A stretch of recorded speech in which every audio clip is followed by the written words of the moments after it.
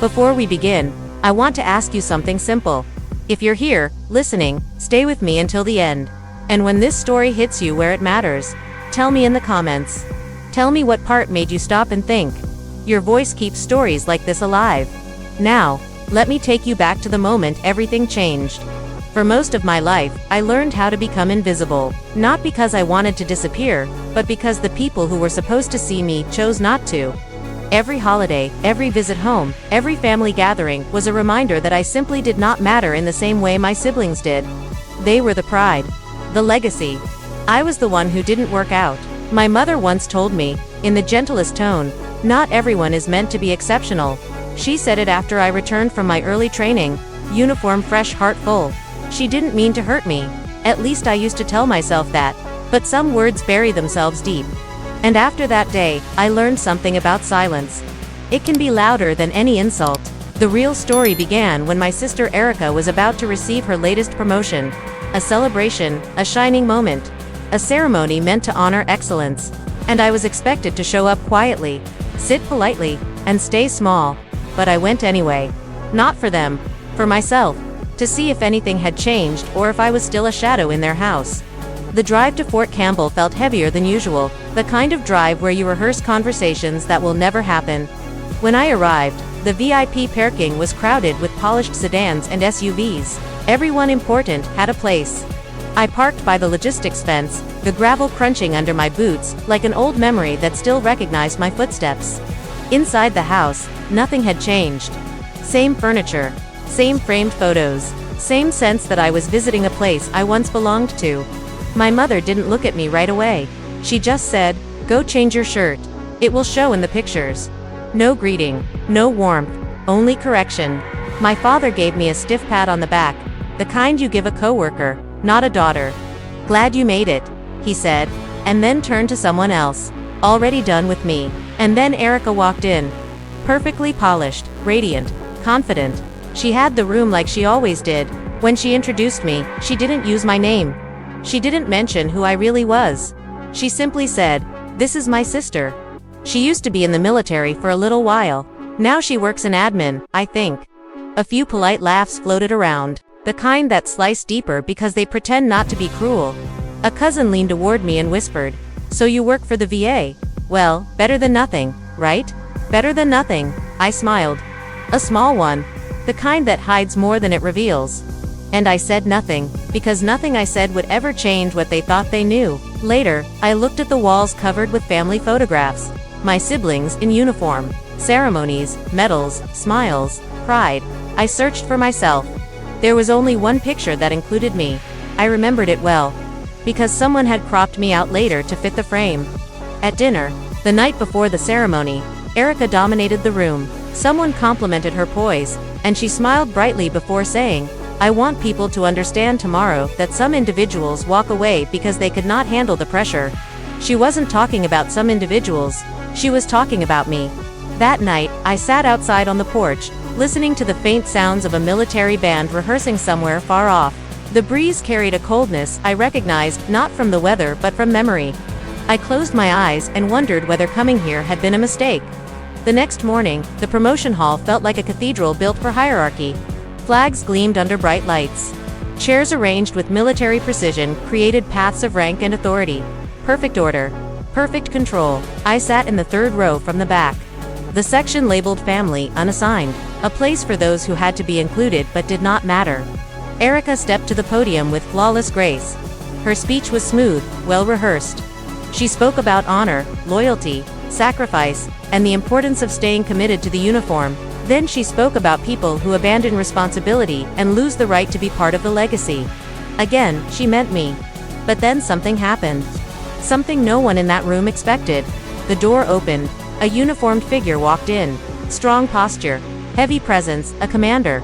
His gaze scanned the audience once, then landed directly on me, and he stopped walking. He froze, then he straightened.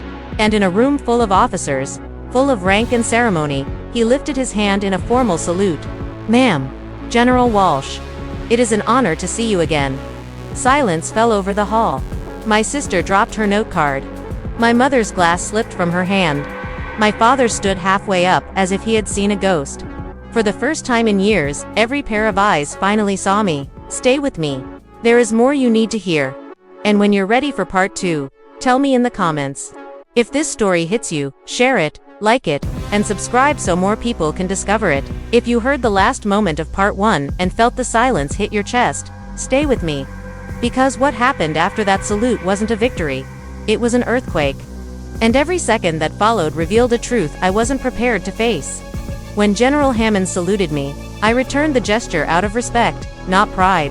But even as my hand rose, the air in that room changed. It wasn't admiration. It wasn't applause. It was the soundless shock of a family realizing they never truly knew me. My sister tried to continue her speech. I could hear her voice straining, cracking on words she had practiced for weeks. But the room wasn't looking at her anymore. They weren't listening to her story of discipline and loyalty, because the narrative had just shifted without warning. Eyes turned toward me, whispers rose behind hands, questions began forming in every corner of the hall. Who is she? Why did the commander salute her? Why wasn't she listed in the program? My mother hid her trembling hands beneath the table. My father stared ahead as if refusing to acknowledge what the entire room had witnessed. Erica. She stood frozen at the podium, shoulders tight, jaw locked, her command of the room crumbling in real time. And yet, that wasn't the hardest part. The hardest part came after the ceremony. People I'd never met walked up to me and asked questions my own family had never bothered to. Where did you serve? What unit were you attached to? Is it true you commanded dagger teams? Were you really on shadow ops assignments? I kept my answers short, respectful, controlled. Because truth isn't something you scream. Truth is a weight you set down gently, so the ground doesn't crack underneath it. But then an officer approached with something different in his eyes. Not curiosity, not admiration. Something like recognition mixed with fear. He whispered, "Is it really you, the one from the Damascus intercept?" I didn't answer. Some missions don't belong in casual conversation, and some memories don't belong anywhere at all. I excused myself and walked out of the hall into the cold air. Outside, the wind cut across the pavement and the world felt strangely quiet. That was when my father followed me. He stopped a few feet away, as if unsure whether he had the right to come closer. "Why didn't you tell us?" he asked. The question should have made me angry. But I felt nothing except exhaustion. Because no one ever asked, I said. He nodded, though I could see the truth sliding through him like cold water. For 20 years, he had believed a version of me that was easier to accept than the reality. A version without depth, without accomplishments, without wounds he didn't know how to recognize. Then my mother stepped outside. Her voice didn't come out sharp like before. It came out small. "Were you in danger all those years?" I looked at her and realized she wasn't asking out of fear for me. She was asking out of fear for herself. For the guilt she suddenly didn't know how to carry. "I did what I had to do," I said. She opened her mouth as if to say something else, but before she could, we were interrupted. A sergeant jogged toward us, breath quick. "Ma'am, headquarters needs you in ops immediately. There's been a breach. A classified one. And it was tied to a mission I once led." I didn't have time to process my family's shock or their questions. Duty has a way of cutting conversations in half. So I nodded, followed the sergeant, and left them standing there with truths they didn't yet know how to hold. Inside the operations center, lights flashed across monitors. Officers spoke in clipped tones. Someone handed me a file that felt heavier than paper should. The breach wasn't random, and it wasn't external. It originated from inside the base. Worse, from an old server linked to one mission very few people knew existed. Operation Dagger. My operation, my responsibility, my burden. I scanned the data and felt my pulse shift. Single lines of code, unauthorized access timestamps, trail so carefully hidden it might have stayed buried forever if not for a digital glitch. But the detail that stopped me cold, the breach came from a device that had once been assigned to me. The room felt smaller, the air tighter. Someone was framing me, or someone had made a mistake that would cost lives. General Hammond walked up beside me. His voice stayed low, steady. "We need you to lead the internal review. You're the only one who understands the original structure." I wanted to say no. I wanted to walk away from the ghosts I never asked to resurrect. But there are moments when the past doesn't ask permission. It demands you show up. I accepted. And then, as if the universe wanted to twist the knife a little deeper, a message appeared on the main screen. It was a recovered document tied to the leak. A file referencing allegations against A.C. Walsh. A report accusing me of misconduct during a covert extraction mission, except I recognized the wording. I'd seen it before. Not in newspapers, not online. I'd seen it in a classified report my sister once had access to. I stared at the screen and felt something fracture inside me.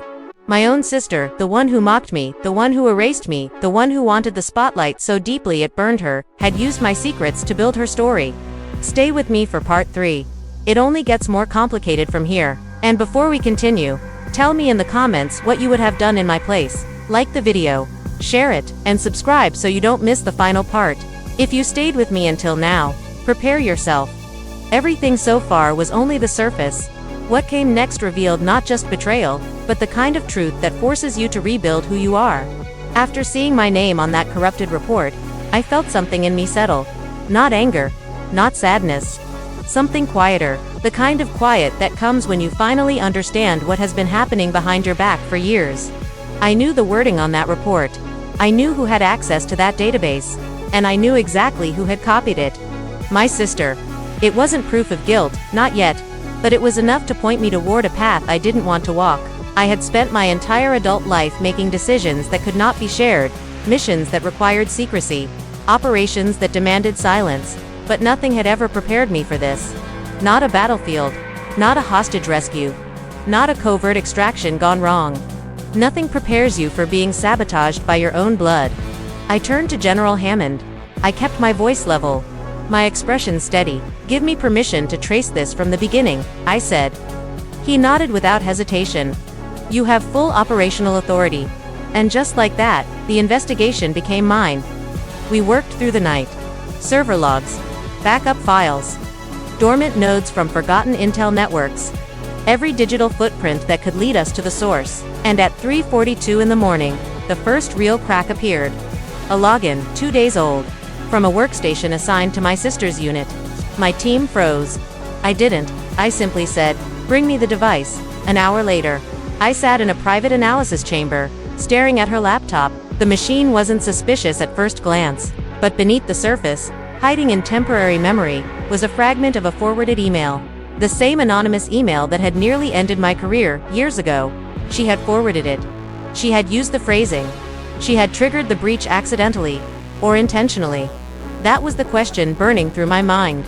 You don't accuse family lightly, and you don't accuse military officers without proof. So I did what I had been trained my whole life to do. I followed the evidence. And the truth that surfaced was uglier than I expected. The original leak wasn't hers. But the chain reaction that brought it back to life, that was her doing. It was a careless move fueled by resentment. She had reopened a path someone else had buried years before. And that someone wasn't a mystery anymore. It was Derek Glade, a strategist who despised me. A man who once blamed me for blocking his operation. A man who believed I had embarrassed him in front of command. He planted the malware years ago. She triggered it, and the darkness did the rest. We tracked him down at a cheap motel outside the base. He didn't resist. He didn't deny it. He simply said, "I just needed you out of the room. Someone like you doesn't stay quiet forever." He looked at me, almost amused. "And your sister made it easy." Those words cut deeper than anything else. Because they were true. My sister had not meant to destroy my career. But she had wanted me gone. She had wanted the legacy to be hers alone. And she had fed the very trap meant to ruin me. The interrogation ended. The report was filed. The breach was contained. But my family, that was a different kind of battlefield. 3 days later, we sat together at the old house on base. My mother, my father, and my sister. No uniforms, no ceremony, no audience, just the four of us and a truth that refused to stay buried. I spoke first. Not with anger. Not with accusation. Just honesty. I didn't disappear. I was taken into intelligence. I served in places I can't describe. I did things I still question. I saved lives. I lost lives. And I stayed silent because I had to. My mother cried. My father stared at the table. My sister couldn't look at me. Then I turned to her. "You didn't need to erase me to be seen," I said. "There was room for both of us. There always was." Her shoulders shook. Not dramatically. Not loudly. Just enough for me to see that beneath her ambition was a little girl who spent her entire life chasing that approval I had stopped searching for long ago. When she finally looked up, her voice was barely a whisper. "I didn't think they'd ever see me if you were still in the picture." I nodded slowly. "I understand.